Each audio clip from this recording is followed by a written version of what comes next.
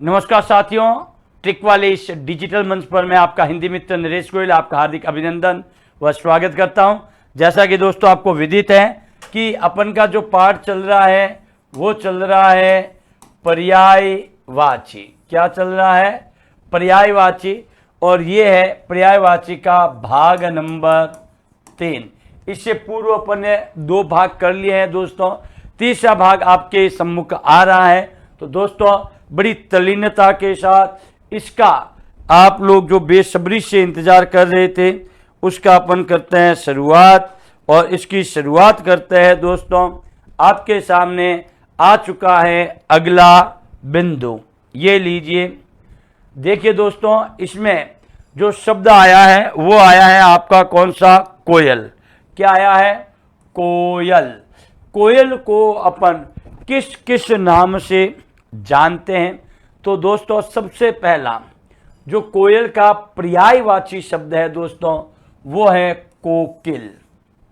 ध्यान रखना, कोयल की आवाज़ बहुत ही मीठी होती है, इसीलिए लता मंगेशकर को कोकिल के नाम से भी जाना जाता, क्योंकि उनका कंठ कोयल जैसा है। कंठ बहुत ही शानदार था, इसलिए उसको उपमा दी गई थी कोकिल की। उसके बाद में देखो, कोयल को पीक भी कहते हैं। क्या कहते हैं? पीक। जब वसंत का आगमन होता है दोस्तों तब कोयल कूकना शुरू हो जाती है, इसीलिए कोयल को बसंत दूत के नाम से भी जाना जाता है। किसके नाम से जाना जाता है? बसंत दूत के नाम से। बसंत के आगमन के समय ही कोयल कूकना शुरू कर देती है, इसलिए इसको वसंत को लेके आने वाली होती है, अर्थात ये वसंत दूत है। इसको वन प्रिया के नाम से भी जाना जाता है। वन बोले तो जंगल, जंगल की एक प्रिया है क्योंकि इसकी आवाज़ बहुत ही मधुर होती है। उसके बाद में इसको श्यामा भी कहा गया है। चूंकि श्यामा इसलिए कहा है क्योंकि कोयल का रंग कैसा होता है? काला। तो ध्यान रखना कि काला तो कौवा भी होता है, लेकिन उसकी जो आवाज़ है वो क्या है कि कर्कश आवाज़ है।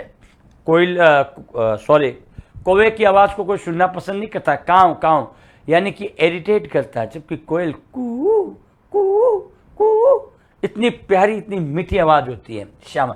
दोनों की रंग कैसा है? काला। लेकिन ध्यान रखना, व्यक्ति के रंग से नहीं उसके गुणों से पहचाना जाता है, इसलिए ये पंक्ति बनी हुई है। अगला देखो, अगला है कलकंठ। इसका जो कंठ है वो इतना सुंदर है, इतना अच्छा है कि जब इस कंठ से कोई आवाज़ आती है दोस्तों, तो आवाज़ आती है तो एक ही बात पता चलता है कि इसकी जो मधुर आवाज़ है वो सबको क्या करती है? अपनी ओर आकर्षित कर देती है, इसलिए इसको कलकंठ के नाम से भी जाना जाता है। नेक्स्ट आता है दोस्तों, उसका नाम है कौवा।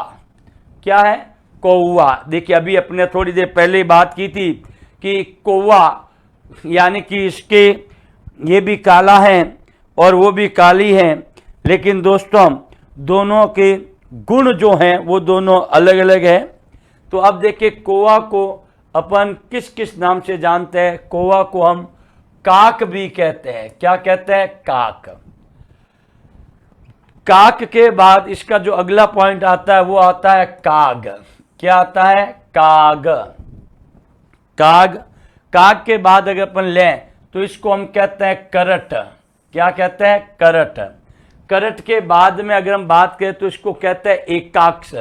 एकाक्ष का मतलब है एक धन अक्षी। ध्यान रखना, कौवा एक आंख वाला होता है। कौवा क्या होता है? एक आंख वाला होता है। एकाक्ष के बाद आता है पिशुन। क्या आता है? पिशुन। पिशुन का अर्थ कौवा से ही होता है। इसको बलि पुष्ट के नाम से भी जाना जाता है। कौन सा पुष्ट? बलि पुष्ट। और लास्ट आता है दोस्तों, इसको कहते हैं वायस। क्या कहते हैं? वायस। अगर मैं इसको सम्मिलित करके पढ़ूं तो कौवा का जो पर्यायवाची शब्द होगा वो क्या होगा? काक, काग, करट, एकाक्ष। ध्यान रखना, इसको कैसे याद करोगे कि काक, काग, करट, एकाक्ष, पिशुन, बलिपुष्ट, वायस। पिशुन, बलिपुष्ट, वायस। तो ध्यान रखें दोस्तों, क से ही देखो क का क ए, तो यानी कि का क ए, का क ए अर्थात क से काक, का से काग, क से करट, एक से एकाश, पिशून बलिपुष्ट व्यास वायस। अब अगला आता है दोस्तों, अगला जो पॉइंट है हमारा वो है दोस्तों क्रोध। क्रोध के तो काफी पर्यायवाची खतरनाक वाले आपको इसमें देखने को मिल जाएंगे। जैसे सबसे पहला आता है दोस्तों आक्रोश। क्या आएगा? आक्रोश। आक्रोश के बाद आएगा अमर्ष, अधनमर्ष, ठीक है। उसके बाद आता है कोप। कोप के बाद आता है गुस्सा। क्या आता है?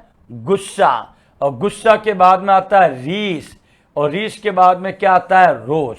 देखिए दोस्तों, अपने जो दैनिक जीवन के अंतर्गत जो शब्दों का जो हम प्रयोग करते हैं, जैसे कि रीस, रीस में हम कहते हैं ना कि अरे यार फालतू रीसा क्यों बढ़े है, क्यों बढ़ रहा है रीस, तने इतनी रीस किन बात ली आवे है। तो ये क्रोध को ही बोध कराता है, ये ध्यान रखना। आक्रोश का मतलब ये होता है जब हम किसी चीज को सुनते हैं और उसके प्रति जब हमारी आंखें तन जाती है तो उसको क्या कहते हैं? आक्रोश, ठीक है। कोप, कोप का मतलब भी क्या है? गुस्सा ही है दोस्तों, ध्यान रखें। और रोष। अब देखो उसके बाद में जो अगला पॉइंट जो हमारे सम्मुख आता है दोस्तों, वो शब्द है हमारा रीस, सॉरी नहीं, खल। खल को अपन क्या कहेंगे? क्योंकि देखिए वैसे तो खल का शाब्दिक अर्थ बुरा से होता है। किसका प्रतीक है? खल, बुरा का प्रतीक है। और जब हम इसकी पर्यायवाची शब्दों की बात करते हैं तो देखो ये क्या बनाता है? अधम, यानी कि जो धर्म का नहीं है। क्या नहीं है? धर्म का नहीं है। इसको कुटिल भी कहते हैं। कुटिल प्रवृत्ति के लोग, बुरी प्रवृत्ति के लोग हैं। कुटिल का मतलब भी क्या होता है? जिसके अंदर कुटिलता हो। दुर्जन, दुर्धन जन, दुर्जन है, दुष्ट लोग होते हैं। धूर्त, धूर्त बोले तो चालाक। इसको अपन नीच भी कह सकते हैं, नीच व्यक्ति, शठ व्यक्ति। ये सारे ही सारे आपके खल के पर्यायवाची हैं। चाहे मैं इसको अधम कहूं, चाहे मैं इसको कुटिल कहूं, चाहे मैं इसको दुर्जन कहूं। कहते हैं कई बार दोस्तों कि दुर्जन लोगों का, दुर्धन जन, बुरा जन, और बुरे जन के साथ अगर आप प्रयोग करोगे रहने का, ध्यान रखना उसके साथ रहोगे तो आपके ऊपर भी उसका प्रभाव देखने को मिल जाएगा। कहते हैं ना कि उसने दुष्टता पूर्वक व्यवहार किया, ये खल का ही है। खल का मतलब ही बुरा ही होता है दोस्तों। धूर्त, देखिए धूर्त व्यक्तियों से हमेशा बच के रहे। वो आपको कभी भी हित के पक्ष में नहीं होंगे, वो हमेशा आपका अहित ही चाहेंगे। धूर्त के बाद में था अपन का पॉइंट नीच, क्योंकि देखो निम्न वर्ग के लोगों को ही क्या कहा जाता है? नीच कहा जाता है। और इसी नीच को हम किसके रूप में बताते हैं? सट के रूप में हम बताते हैं। तो दोस्तों अगला जो आपका शब्द आ रहा है वो है दोस्तों खिड़की। ध्यान रखना, खिड़की आपका एक देशज शब्द है। कौन सा शब्द है? देशज शब्द है खिड़की। क्योंकि ध्यान रखिए कि जब आपके उत्क्षिप्त वर्ण, ये देखो उत्क्षिप्त वर्ण का जब प्रयोग होता है तो वो प्राय आपके देशज के अंतर्गत ही आते हैं। और इसमें भी देखिए कंडीशन है दोस्तों कि अब खिड़की के जो पर्यायवाची शब्द है वो देखिए। सबसे पहला आता है वातायन। वातायन का मतलब होता है वात धन अयन, यानी कि जहां पर खड़े होके आप अपनी बातचीत कर सके। क्या कर सके? बातचीत कर सके दोस्तों, वो होता है वातायन। वातायन के बाद देखिए दूसरा पॉइंट आता है अंतरद्वार। अंतरद्वार बोले तो ये जो द्वार होता है वो अंदर का होता है, मकान के अंदर होती है खिड़कियां, ये ध्यान रखने, मकान के बाहर नहीं। इसलिए इसको अंतरद्वार के नाम से जाना जाता है। कौन सा द्वार? अंतरद्वार। उसके बाद में इसको गवाक्ष भी कहते हैं। गवाक्ष में ध्यान रखना, जो आंखों के सामने जब अपन रहकर एक दूसरे से वार्तालाप करते हैं दोस्तों, इसलिए इसको क्या कहते हैं? गवाक्ष भी कहते हैं। उसके बाद में आता देखो झरोका। पुराने समय में भी ध्यान रखना कि झरोकों का जब भी मकान बनाया जाता था तो दोस्तों उसमें झरोकों का प्रयोग होता था, और झरोकों का प्रयोग करने का मुख्य कारण ही यही होता था कि हम एक दूसरे से आसानी से बात कर सके। चूँकि दोस्तों ध्यान रखें, इससे रोशनी आती थी, इसलिए इसको रोशनदान के नाम से भी जाना जाता है। किसके नाम से? रोशनदान। क्योंकि देखिए अंधेरे के अंदर देखो, पहले समय में लाइटें तो होती नहीं थी दोस्तों, तो सूर्य का प्रकाश कहीं ना कहीं से आए तो हर जगह क्या बनाते थे, रूम के अंदर खिड़कियां बनाते थे ताकि बाहर की वायु, बाहर की रोशनी इसके अंदर आ सके। देखिए इसीलिए इसको क्या नाम दिया? रोशनदान। और अपने यहाँ इस शब्द को कहते हैं, कई है कि बारी है, कई है बारी है। एक बात ध्यान रखना, जब हम झरोकों की बात करते हैं तो झरोकों के अंतर्गत जैसे आपने एक नाम सुना होगा जैसलमेर, पटवा की हवेली, उसके आप झरोके देखिए, उसकी आप कलाकारी देखिए दोस्तों, पत्थर के अंदर इतनी महीन बारीक कारीगरी की है जिसकी कोई सीमा नहीं। चलिए दोस्तों अगले पॉइंट की ओर हम अग्रसित होते हैं। अगला पॉइंट आता है हमारा दोस्तों खून। क्या आता है? खून। देखिए खून के पर्यायवाची शब्द क्या क्या हैं? तो जब दोस्तों हम खून की बात करते हैं तो खून को हम कह सकते हैं रक्त, रुधिर, लहू। देखिए रक्त, अगर आपको याद हो तो हमने कहा था रक्त बीज, रक्त बीज बोले, इसके बीज रक्त के समान है, लाल है, अर्थात क्या? अनार। अब देखिए उसमें बीज हटा दिया, केवल रक्त ही बचा। रक्त किसका प्रतीक है? खून का प्रतीक है।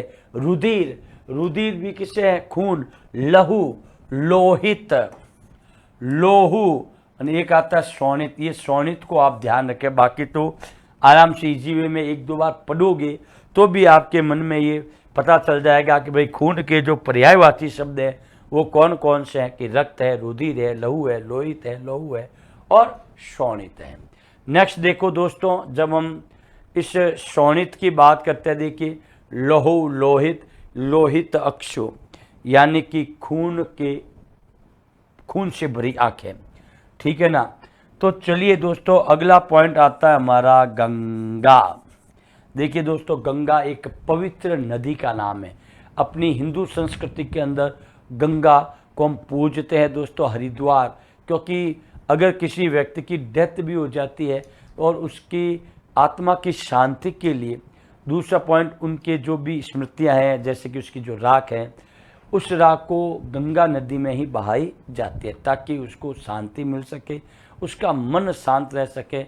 इसलिए दूसरी बात देखो, गंगा नदी इतनी पवित्र नदी है दोस्तों कि उसके पानी में कभी भी कीड़े नहीं पड़ते हैं, ये ध्यान रखना।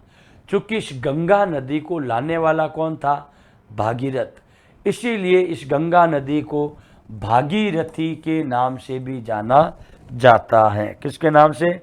भागीरथी के नाम से जाना जाता है। इसी को हम मंदाकिनी भी कहते हैं।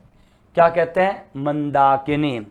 इसको हम विष्णुपदी भी कहते हैं, क्योंकि ये विष्णु के पांवों से धोते हुए चलती है, इसलिए इसको विष्णुपदी भी कहते हैं।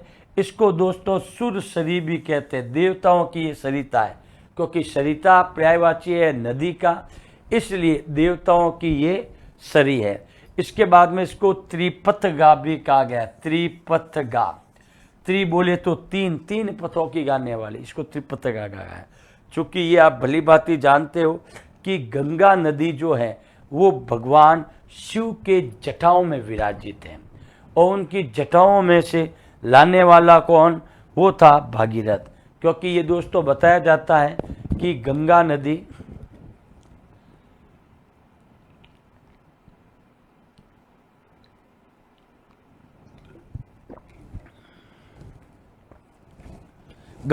एक पवित्र नदी है। वो इसको मंदाकिनी, विष्णुपदी देख सकते हैं अपन, सुरसरी, त्रिपथगा इत्यादि नामों से इसको क्या करता है? जाना जाता है। अगला पॉइंट आता है दोस्तों, जो सबसे पहले देवों के देव हैं, ठीक है, उसका नाम है मतलब गणेश। ये देवों के देव तो महादेव है, सॉरी, उन्हीं के पुत्र है कौन? गणेश। हालांकि देखो गणों के ये स्वामी हैं, गणों के क्या ये स्वामी हैं, इसीलिए इसका नाम क्या पड़ा? गणेश। गण धन ईश। गणेश को देखिए एक दंत के नाम से भी जाना जाता है। किसके नाम से जाना जाता है? एक दंत। एक दंत का अर्थ होता है जिसका दांत एक ही है। क्या है उसका दांत? एक ही है दोस्तों। उसके बाद में देखो इसको कहा जाता है गजानंद। गजानंद बोले तो गज धन आनंद, यानी कि इनका जो सिर है, मुख है, वो किसका है? गज का, अर्थात हाथी का है। इसीलिए इनको किस नाम से जाना जाता है? गजानंद के नाम से। अगला आता है गणपति। ये गणों के पति है, इसलिए इनको गणपति कहते हैं। अगला पॉइंट आता है लंबोदर। लंब धन उदर, जिसका उदर बोल तो पेट, पेट क्या लंबा है, इसलिए इनको क्या कहते हैं? लंबोदर। उसके बाद में आता है इनको वक्रतुंड के नाम से भी जानते हैं। वक्रतुंड, वक्र, वक्र का अर्थ होता है मुड़ा हुआ, तुंड बोले तो उनकी सूंड, क्योंकि हाथी का सिर है इनका, तो नेचुरल है कि हाथी की क्या होती है? सूंड होती है दोस्तों। इसीलिए इनको वक्रतुंड महाकाव्य सूर्य कोटि समप्रभ। अब देखो इसके अलावा गणेश जी का एक मैं यहाँ आपको पॉइंट और दे देता हूँ, जिसका नाम है विनायक। विनायक का मतलब होता है विधन नायक। क्या होता है?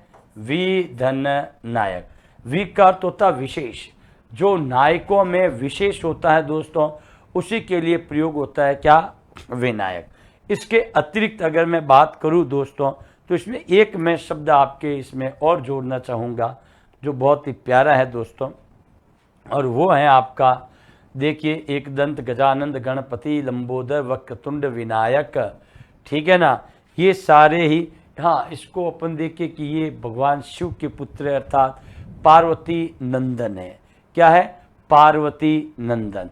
इसमें एक चीज और भी डाल सकते हैं दोस्तों, जैसे कि मूषक वाहन, क्योंकि गणेश जी का जो वाहन है वो क्या है? मूषक, यानी कि चूहा है, तो इसलिए इनको मूषक वाहन के नाम से भी जाना जाता है। क्योंकि दोस्तों देखो सारे शब्द आए ये संभव नहीं होता है, लेकिन अपन ये कह सकते हैं जितने भी शब्द हमारे सामने आते हैं हम इसको इसके साथ ले सकते हैं। जैसे कि विनायक लिया, हमने कहा मूषक वाहन लिया, हमने इसको मूषक वाहन के अलावा अपन ले सकते हैं इसको पार्वती नंदन, पार्वती नंदन। ठीक है, नंदन, नंदन ये ले लो। अब आता है दोस्तों गदा। इसके बाद क्या आता है? गदा आता है दोस्तों। गदा की जब हम बात करें तो गदा को हम खर कह सकते हैं। क्या कह सकते हैं? खर।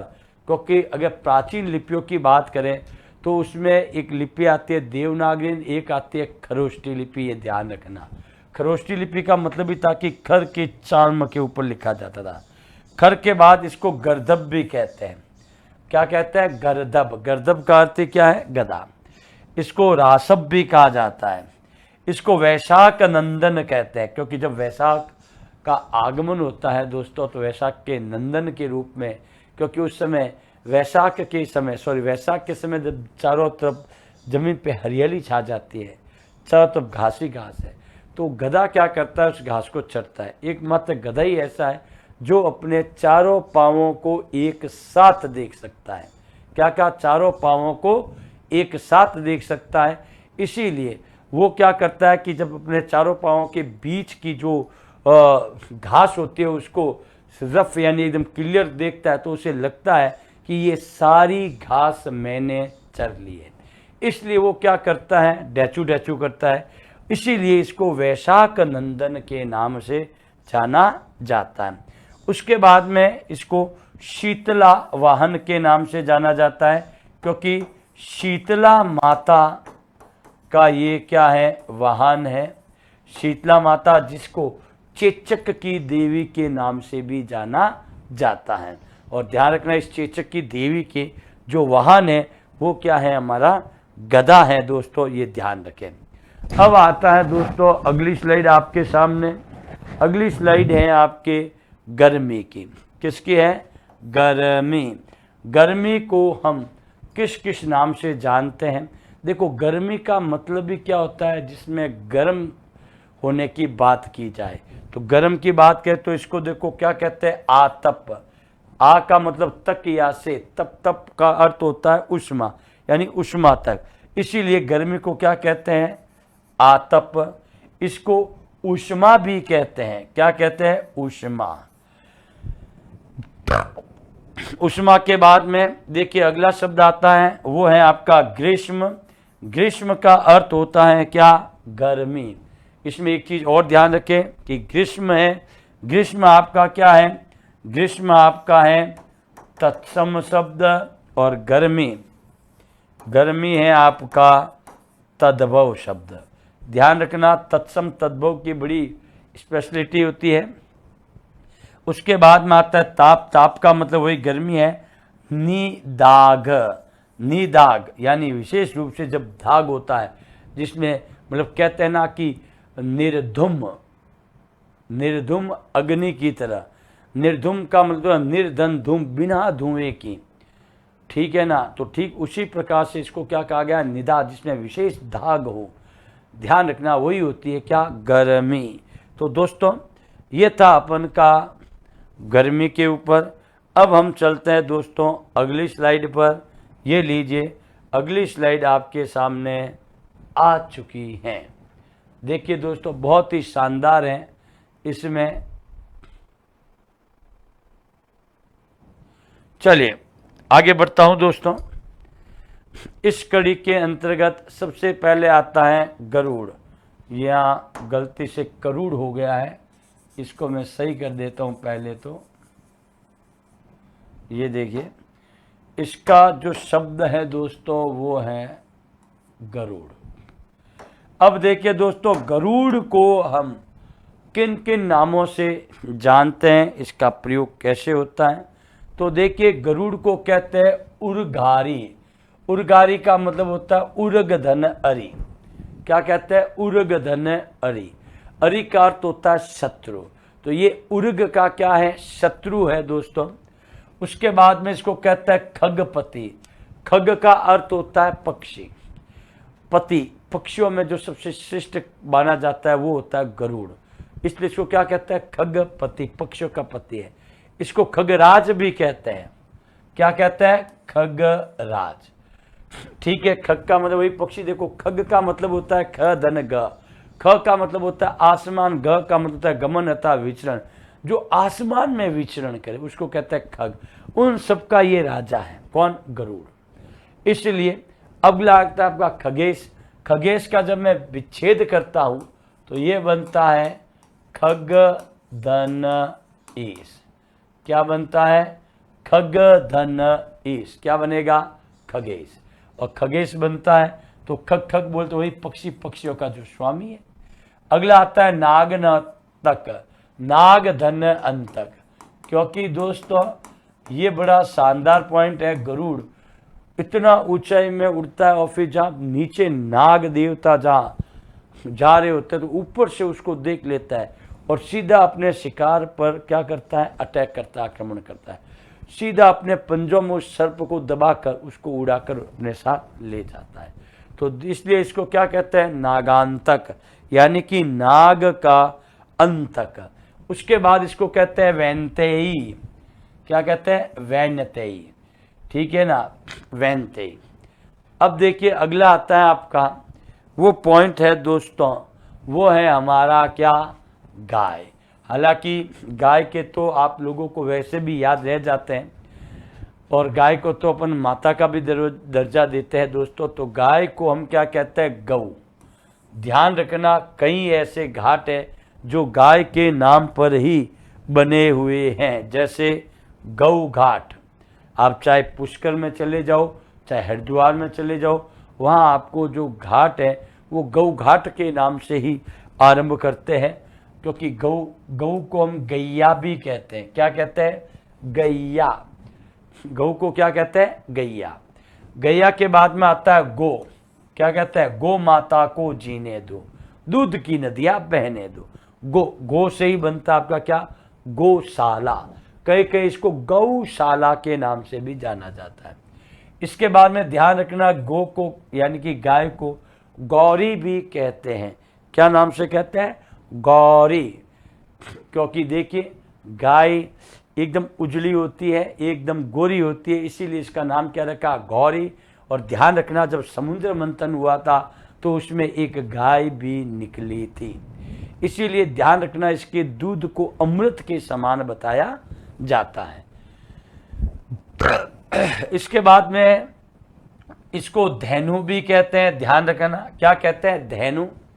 और धेनु के बाद में देखिए जो अगला पॉइंट आता है हमारा, वो आता है दोस्तों, इसको कहते हैं सुरभि।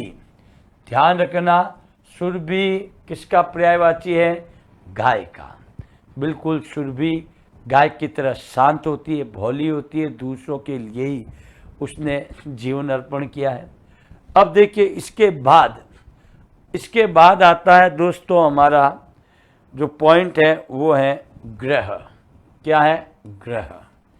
जब हम ग्रह की बात करें तो ग्रह का मतलब होता है घर।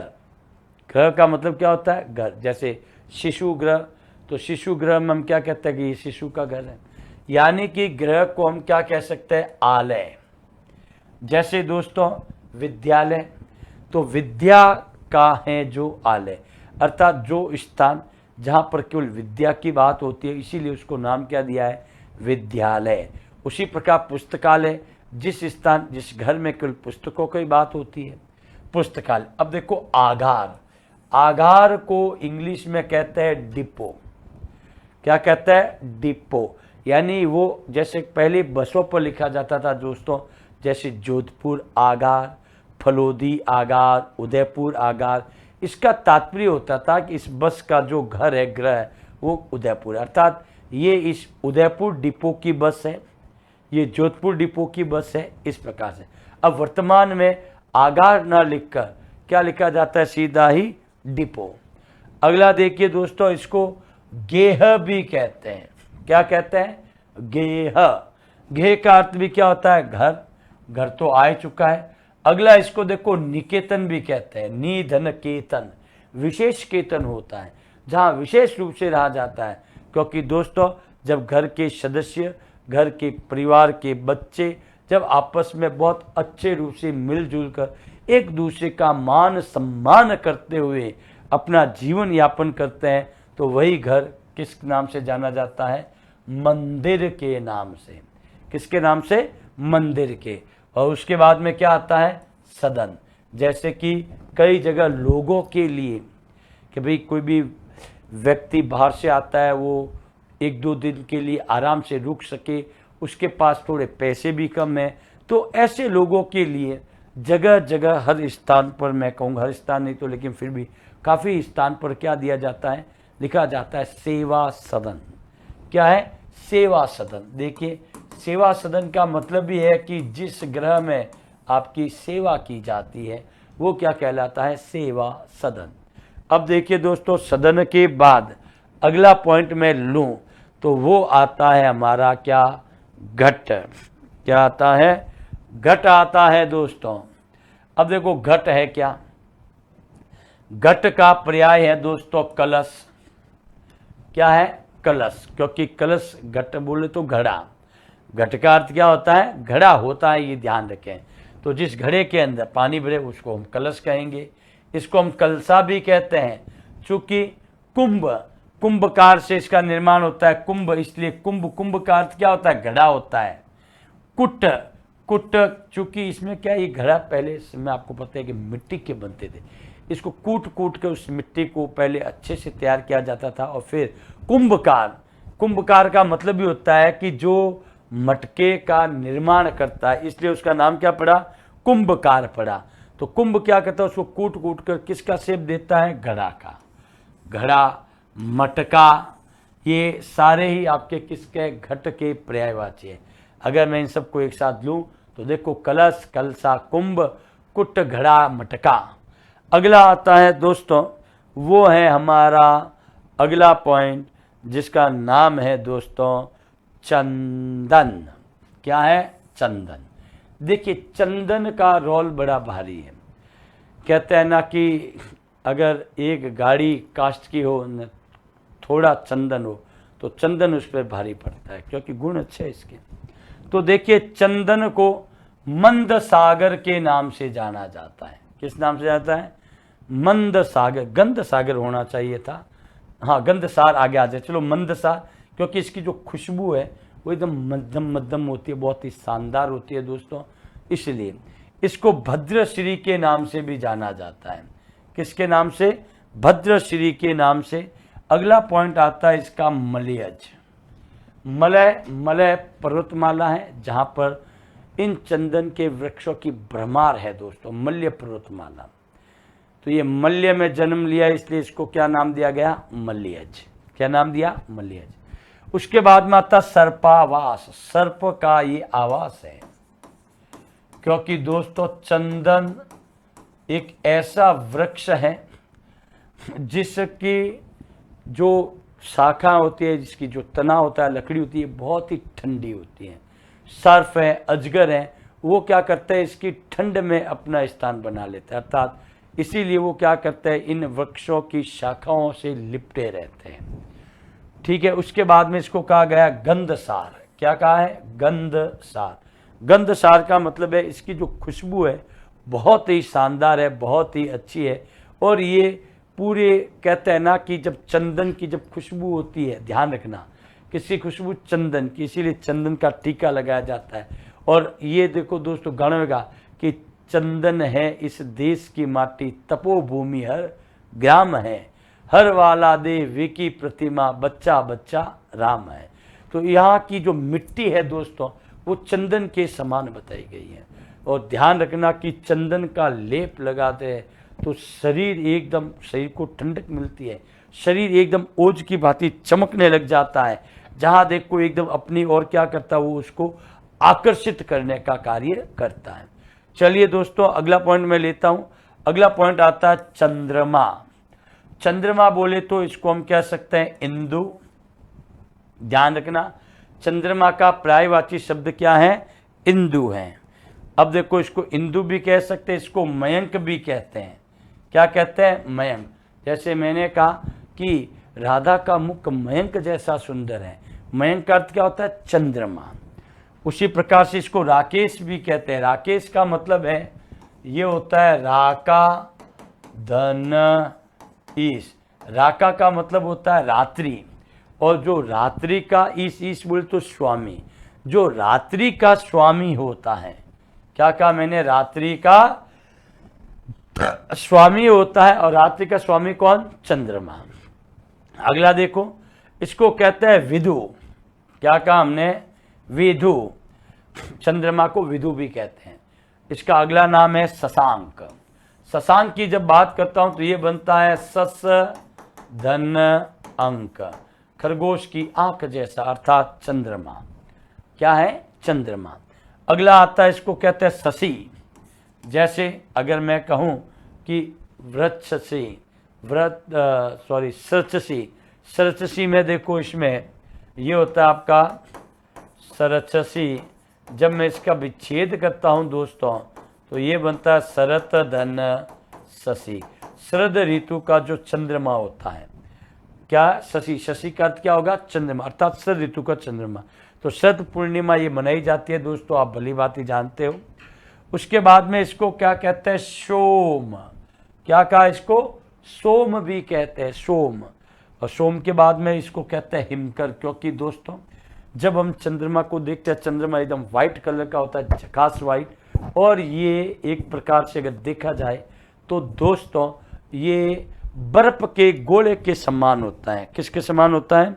बर्फ के गोले के समान होता है, इसलिए इसको हिमकर भी कहते हैं। क्या कहते हैं दोस्तों? इसको हिमकर भी कहते हैं। हिम का अर्थ क्या होता है? बर्फ। तो चंद्रमा को देखिए एकदम सफेद दिखता है, एकदम बर्फ के गोले की तरह। चलिए दोस्तों आगे बढ़ता हूं मैं। अगला जो पॉइंट है हमारा वो है दोस्तों चरित्र। क्या है?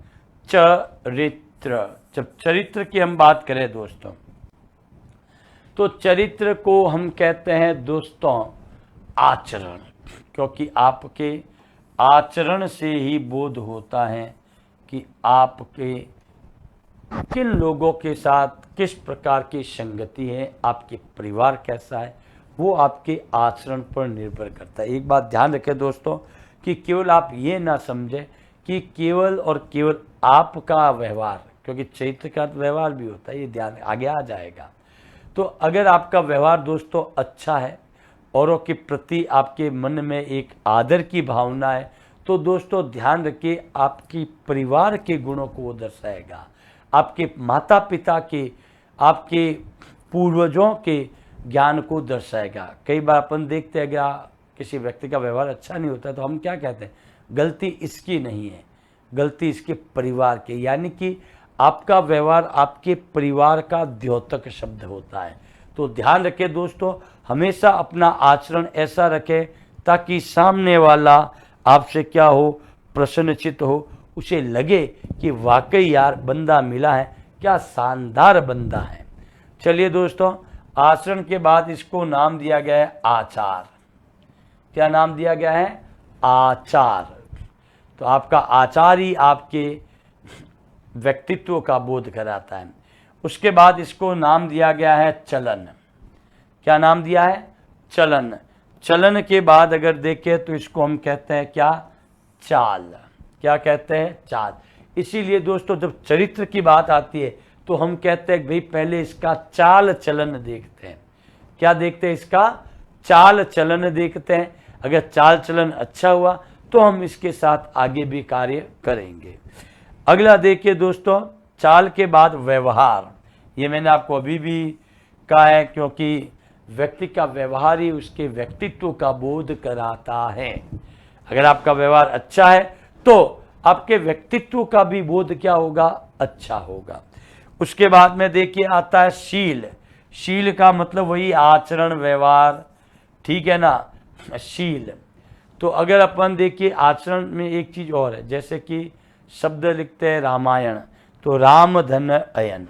तो इस रामायण के अंदर पूरा का पूरा राम जी के चरित्र के बारे में बताया, एक पिता के पुत्र की भांति, उसके बाद में एक पत्नी की भांति, पिता के भांति बताएगा, पुत्र के भांति भी बताएगा। तो ये सारे ही पॉइंट उनके शील गुणों का क्या कराता है? बोध कराता है। कौन से गुणों का बोध कराता है? शील गुणों का बोध कराता है।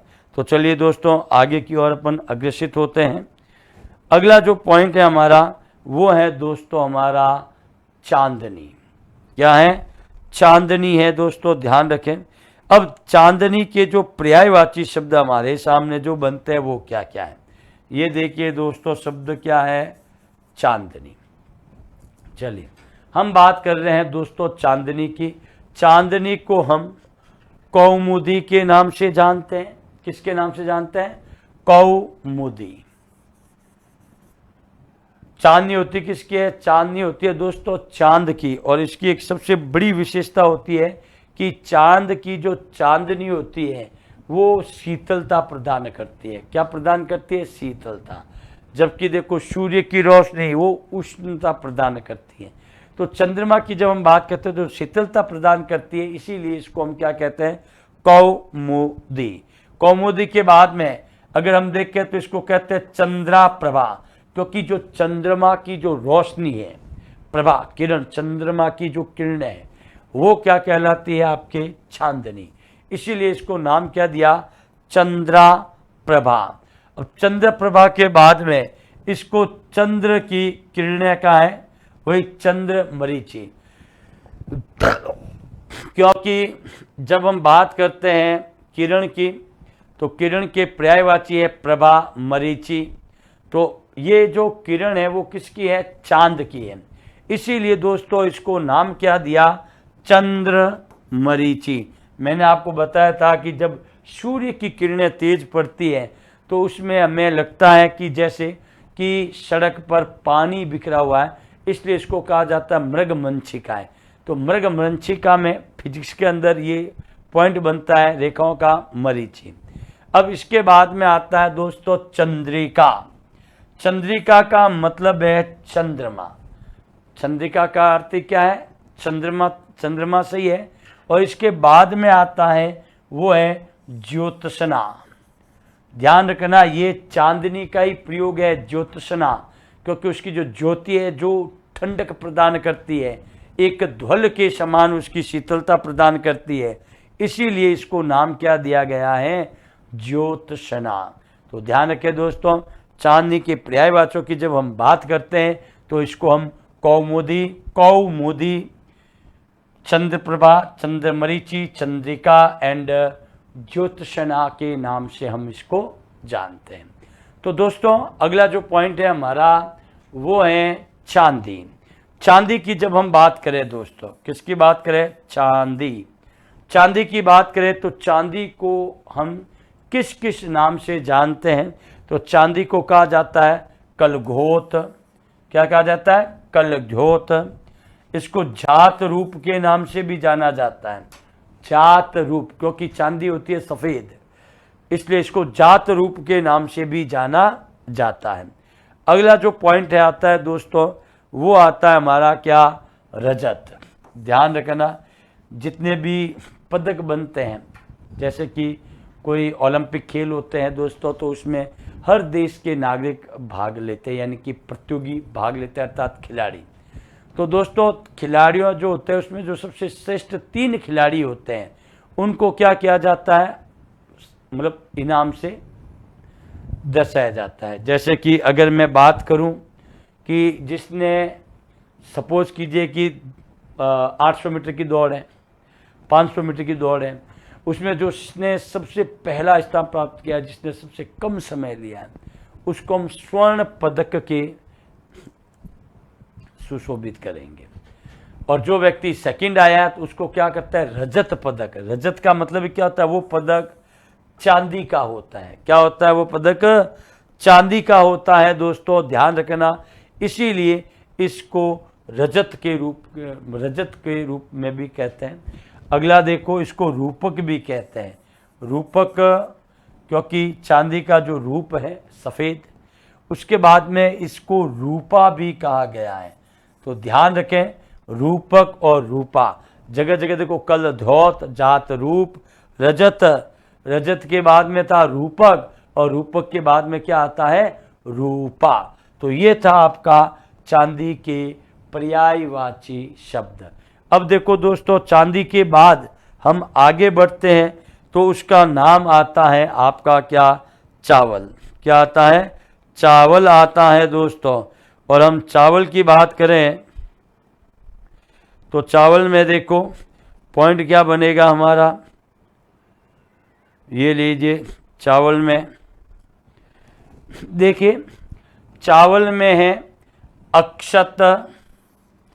अक्षत का अर्थ क्या होता है, चावल होता है। ध्यान रखना, देखिए एक बात और है कि अक्षत जो हमारे कच्चे चावल का रूप होता है उसको क्या कहते हैं, अक्षत। आप देख लीजिए, कोई भी मांगलिक कार्यक्रम होता है तो जो हमारे पंडित जी होते हैं, कौन होता है, पंडित जी, वो हमेशा कहते हैं कि भाई इतना अक्षत लाना पड़ेगा, क्योंकि उसके लिए पाठ का तैयारी होती है, पाठ की तैयारी, जिसके अंदर हमेशा ध्यान रखना किसका प्रयोग होगा, कच्चे चावल का ही प्रयोग होगा। किसका प्रयोग होगा, कच्चे चावल का प्रयोग होगा। इसीलिए अक्षत लिए जाते हैं। जबकि देखिए कोई शोक वोक का होता है तो उसमें उबले हुए चावल का प्रयोग किया जाता है। इसलिए जब भी कोई पंडित जी अपने घर के अंदर जब कोई मांगलिक कार्यक्रम हो गया तो उसमें वो जरूर कहते हैं कि इतना अक्षत आपको लाना है। अक्षत किसका है, चावल का। उसके बाद में इसको ओदन भी कहते हैं। क्या कहते हैं, ओदन, क्योंकि पहले समय में दोस्तों दाल भात का ही प्रयोग किया जाता था। किसका प्रयोग किया जाता था, दाल भात का ही प्रयोग किया जाता था। तो इसलिए कहते थे कि भाई फटाफट ओदन तैयार कर दो। क्या तैयार कर दो, ओदन तैयार कर दो। तो ओदन किसके लिए है, चावल के लिए ही होता है। अगला देखिए दोस्तों, इस चावल को हम एक नाम और देते हैं जिसका नाम है चाउर। क्या कहते हैं, चाउर।